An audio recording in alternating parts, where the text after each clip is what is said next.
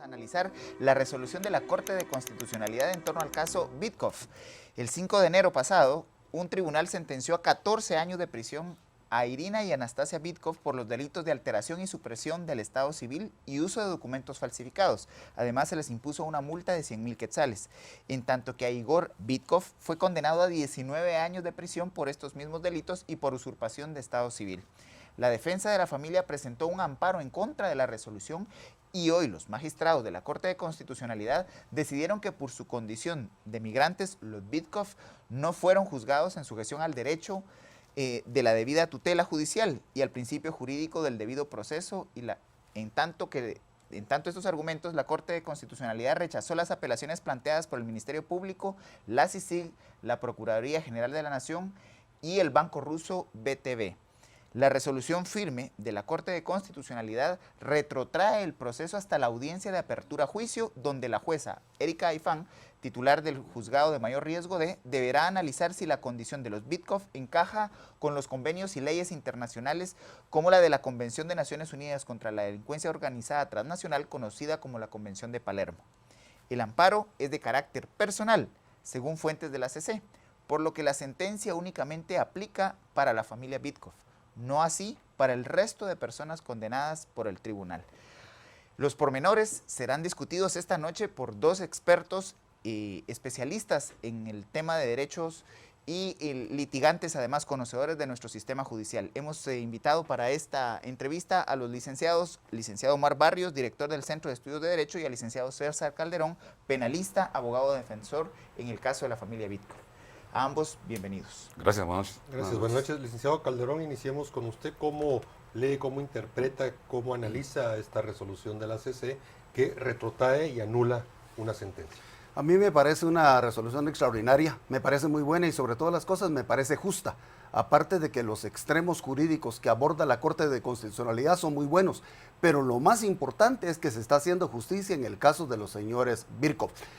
Es importante que ni siquiera toca la sentencia de la licenciada Yasmín y su tribunal, ni siquiera le hace caso, porque ante ella también pudo revertirse este proceso en contra de los rusos, pero hizo caso omiso, no lo resolvió y dictó una sentencia de hasta de 19 años. Así que ahora le corrigen no solamente la plana y deja sin ningún valor y efecto la sentencia de la licenciada Yasmín, sino que además de eso, a la jueza Yasmín Barrios, sino que además de eso va con la jueza contralora, que es la licenciada Aifán, le corrige la plana, le dice, mire, usted, cuando le hicieron el incidente y le promovieron esto con base a una ley internacional, a la Convención de Palermo, no la argumentó correctamente. Y entonces le dan muchos parámetros que solo le faltó a la Corte de Constitucionalidad, hacer dibujitos para que sepa que lo que tiene que hacer es aplicar esta ley internacional de Palermo y dejar en libertad, y queda totalmente desacreditados los delitos por los cuales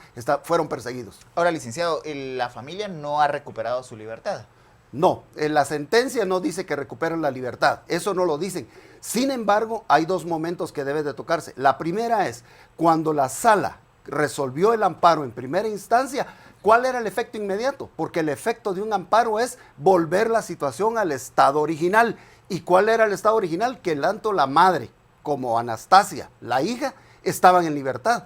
Entonces, Yasmín Barrios y su tribunal debieron haber dado la libertad, aplicar, es decir, ejecutar el fallo de primer grado del amparo y que quedaran libres. Ahora la Corte no lo dice, pero ¿cuál es el efecto que debe tomar la juez Aifán? Que deben de volver al mismo estado en que se encontraban antes de mandarlos a juicio. Ellos deben de recuperar la libertad en 5 días, de forma inmediata. Así debe interpretarse este amparo. Licenciado Barrios, buenas noches. Usted nos trae aquí para recordarnos la sentencia de la juzgadora Yasmín Barrios. ¿Cómo valora usted frente a este documento que tiene aquí enfrente y todo lo que sucedió hoy por la tarde? Bueno, me permití traer la sentencia para que pues, todos sus televidentes puedan ver el grosor de la misma y cuando quieran ver las arbitrariedades que hay dentro de esta sentencia, no solo contra los rusos, sino contra guatemaltecos que están privados de su libertad con razonamientos que no llegan pero ni al mínimo de un primer semestre de derecho. Es injusto lo que está pasando. Creo que es importante el tema de los rusos porque se toca el tema de la libertad, que es lo que los abogados defensores nos dedicamos a garantizar a las personas, pero también hay muchos guatemaltecos aquí que están sufriendo privación de libertad injustamente. Entonces, eso es lo que tienen aquí ustedes y lo que podamos argumentar. Yo estuve en el debate asistiendo a uno de los acusados, pues afortunadamente y al sistema de justicia y al trabajo de mi equipo, él fue absuelto, fueron 39 condenados, 2 absueltos, mi cliente y una persona que de cariño pues le decimos con los abogados el chiclero, que tiene tuberculosis terminal por una prisión preventiva injusta y que el sistema de justicia no se está preocupando por él. Lo encerré, lo privé de libertad, lo enfermé de tuberculosis y de cargo de conciencia pues lo absuelvo, pero le acabé la vida. Ahora, licenciado Barrios, ¿podrías hacer un resumen del caso para que la audiencia pueda ubicarse en las diferentes etapas que ha vivido este caso? Ok, creo que lo más importante aquí que tiene que tener la audiencia es que esto no se trata de una pelea entre Jimmy Morales y el Ministerio Público, porque rápido sale este tema y todo el mundo piensa que es para favorecer al presidente u otro contexto. Este es un caso de análisis eminentemente legal. ¿Qué es lo que tenemos aquí? Tenemos un grupo de personas, funcionarios públicos, inquestados dentro del sistema de RENAP Inmigración, que se dedican a alterar los registros para poder generar certificaciones de nacimiento falsas o para poder generar DPI falsos o pasaportes falsos. O sea, no puedes generar el pasaporte falso si no generas eso. Entonces es algo que pasa en todos los países. Eso es precisamente lo que el protocolo relacionado, conocido como Convención de Palermo, es lo que protege. O sea, tenemos que atacar a los falsificadores, a los coyotes, a los que le hacen daño, pero no tenemos que atacar a los migrantes, porque los migrantes es un derecho humano poder migrar. Que no tenga los requisitos para hacerlo no significa que te afecten. Entonces sí hay delitos, sí hay personas que participaron en hechos ilícitos, pero hay que diferenciar quienes sí participaron y quienes en sus derechos humanos se les debe garantizar con convenciones como la de Palermo. Entonces tienes la estructura RENAP con personas, no todo el RENAP por supuesto, y tienes la estructura de migración. Tienes coyotes y tienes una macroestructura que identificaba el cabeza de familia de la familia rusa como la empresa Cutiño, que eran quienes vendían estas estructuras. Entonces vienen ellos, ven una mega empresa que les arreglan los documentos, son por decirte el coyote de lujo, ¿ya? Por darle un término así identificador, quien estafa a los rusos. Entonces hay que tener presente que los rusos son migrantes, como nuestros connacionales migran a los Estados Unidos. Cuando migran a los Estados Unidos nuestros connacionales, sea por oportunidad o por necesidad, muchas veces se les vence sus documentos de visa o no tienen documentos para trabajar y se ven obligados a caer a los coyotes de Estados Unidos que les falsifican la famosa Green Card o los permisos de trabajo. Cuando son aprendidos por el sistema norteamericano con documentos falsos, la convención, que conocemos como Convención de Palermo, te establece que vayas a perseguir a los que les vendieron los documentos, pero no puedes penalizar a los migrantes porque es un derecho humano. Entonces, los estadounidenses aplican su sistema migratorio y los deportan a su país de origen. No le podemos dar trato penal a alguien que está migrando, sino que tenemos que ir por el coyote. Entonces, la estructura, lo que tú me preguntas en resumen es una estructura falsificadora que acoto, no es un cuerpo ilegal y aparato clandestino de seguridad del Estado, no son sujetos armados, son falsificadores. Y te podría arriesgarme a decir que tampoco es crimen organizado, son criminales bien organizados, pero no llegan a cumplir los requisitos de la ley. Licenciado Calderón, el licenciado Barrios introdujo aquí algo interesante y es esa de la expulsión o que sacan a la familia de un país. ¿Puede suceder esto en el caso de la familia Bitkov o no? Si, por ejemplo, en su calidad de migrantes ingresaron irregular o alguna situación de que lleve a esa discusión de que se les expulsa del país y se les devuelve a Rusia, por ejemplo. ¿Estamos ante ese escenario o no? Yo creo que no deberíamos de estar porque la migración de ellos fue una migración forzada. Ellos dicen, primero, que nunca hicieron pacto con ese banco que dicen que ellos robaron a un banco. De todas maneras, si eso hubiera sido cierto, entonces que los persigan en Rusia con las leyes rusas, no en Guatemala, número 1. Número 2, ellos fueron perseguidos por Putin y su gobierno. Y entonces por eso fue que pasaron por muchos países del mundo hasta que encontraron a Cutiño International, que se anunciaba en las redes sociales y daba el servicio de legalizar a personas en el país. Ellos pagaron $50,000 para adquirir esos papeles. Una cosa entre paréntesis rápido, Anastasia, que es la hija, ni siquiera estuvo en Guatemala cuando se falsificaron los documentos que después le dieron a ella para que utilizara. Es decir, que ella jamás materializó el delito porque no estaba aquí, ella estudiaba en Europa, de tal manera que ni siquiera pudo llegar con la persona que hacía la falsificación. Entonces yo creo que sería incorrecto también que se fueran. Tienen otra cuestión más importante también, que tienen un hijo guatemalteco nacido aquí en Guatemala, que es pequeño y que ha rodado de lugar en lugar, y cada vez que los han metido a la cárcel, el pobre niño ha ido a parar a donde sea. El primer día que lo agarraron y lo llevaron a un hogar, le quebraron un diente. Imagínense ustedes, un niño de 4 años que no habla español, solamente habla ruso, y en la mañana, a las 6 de la mañana, le arrancaron a los padres y lo fueron a meter a un centro de estos. Es decir, el Estado de Guatemala, a través de la Fiscalía y de la CICIG, han violado grandemente los derechos humanos de la familia rusa. Ahora, licenciado Calderón, hay que entender que la persecución penal que se hace en Guatemala es por el tema de falsificación de documentos. Sí. No Uso hay, y falsificación. No hay, digamos, un señalamiento que sea extensivo o algún pedido de la justicia rusa en contra de la familia Vitkov. No, ya el banco ruso ya quedó fuera, ya no es parte procesal. Llegaron hasta determinado lugar porque siempre nos preguntamos, ¿y qué está haciendo aquí el banco? Es decir, ¿por qué es querellante? Si aquí no se está discutiendo ningún asunto de dinero. Absolutamente nada. Son dos cosas. La tenencia de los documentos y la falsificación de los documentos no tenían nada que ver con deudas de bancos, ni con robo de bancos, ni con estafa de bancos. Al fin quedaron afuera. Entonces, esa es la razón. Licenciado Barrios, en lo concreto, ¿qué pasará en el futuro cercano a partir de la sentencia de la CC?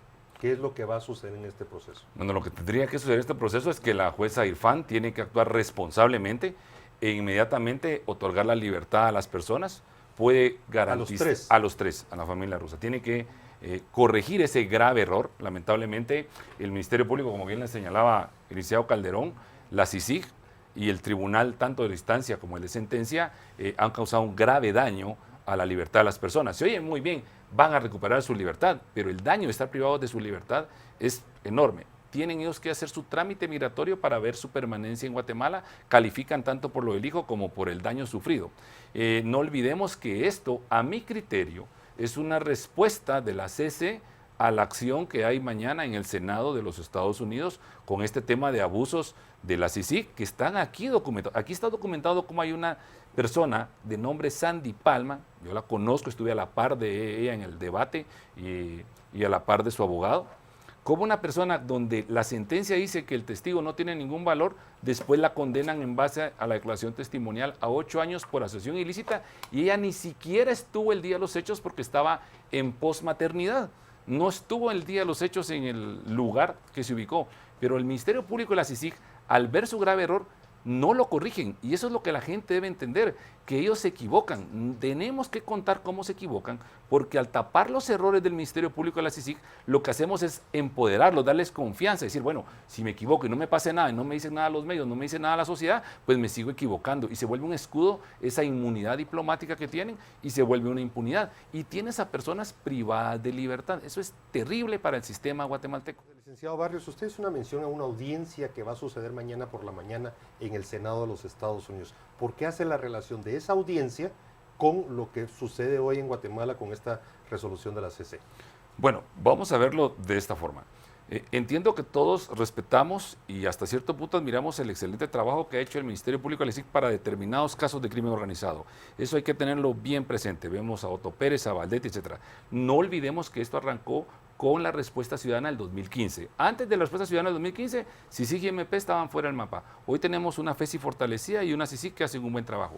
Pero por otro lado tenemos graves errores como este error que está aquí, que es el de la familia rusa o el de más personas, como errores de perseguir ilegalmente para tratar de desaforar a la jueza del mayor riesgo de primera instancia aquí o al juez de mayor riesgo de Quetzaltenango. Acciones donde la arbitrariedad de la CICIG se pone de manifiesto. ¿Y eso es lo que se va a tratar mañana en el Senado de los Estados Unidos? Te explicaba ese panorama, porque a mí siempre me preguntan, Lick, y cuando agotamos apelación, y cuando agotamos apelación especial, y cuando agotamos casación, y cuando agotamos amparo, hasta ahí llegamos. No hay nadie que haya frenado el poder, ni los países amigos que donan, ni la embajada, nadie. O sea, hay una total libertad. Entiendo yo entonces que sea por un oficiamiento, por un lobby que le denominan ahí, llegó esta información hasta el Senado de los Estados Unidos de América, donde hacen un análisis las personas que hacen este lobby, llegan a la Comisión Helsinki, que es una de las comisiones más poderosas en el Senado de Estados Unidos, ven y garantizan el tema de seguridad con las relaciones en los países europeos y le muestran al senador, imagino, el tema. El senador se interesa, hace los contactos. Es el senador Chris Smith. Exacto, de Mississippi. Es un senador muy poderoso, es una persona muy conservadora, es muy garante de este tema mediático.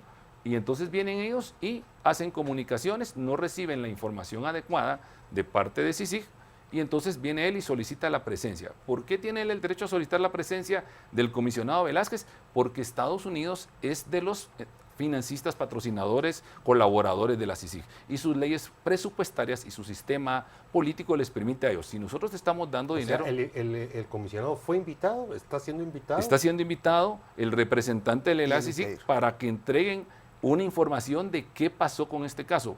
¿Por qué tienen ellos migrantes rusos condenados a 18 años de prisión cuando ellos a los migrantes guatemaltecos no les dan trato de penal? Y entonces la CICIG pues tendrá las razones para ir a evacuar cuál fue la razón por la que llegaron incluso a apelar el amparo. Eso es bien importante, lo señalaba Calderón.